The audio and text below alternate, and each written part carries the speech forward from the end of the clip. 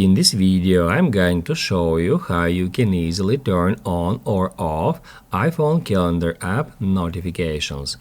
Be sure to watch the video to the very end so you don't make any mistakes. Let's get started, guys. I'm gonna show you all the process from the beginning, and first off, we need to head over to Settings.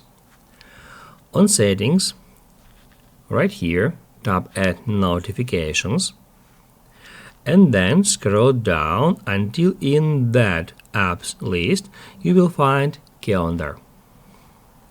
If we get into Calendar notifications settings, towards the very top, we'll be able to enable or disable all the notifications for Calendar app simply by toggling off and on that switcher. However, down below here we can configure how we would like to get notifications from the Calendar app. Let's say we don't want to get notifications as banners, so we can just toggle off banners, and then in the same way we can turn on or off notification center and lock screen.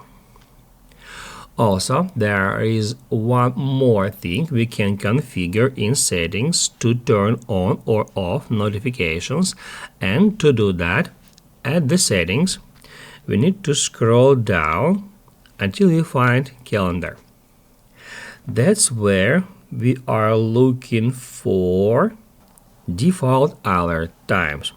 If we get into it, we'll be able to turn on default alert times for birthdays, events, and all-day events.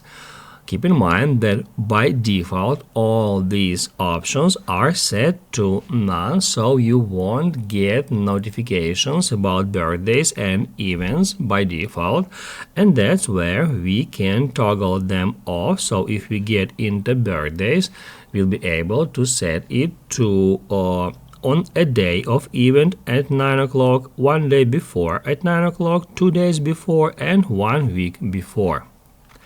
The same about events and all-day events. If this video was helpful for you, don't forget to hit the like button.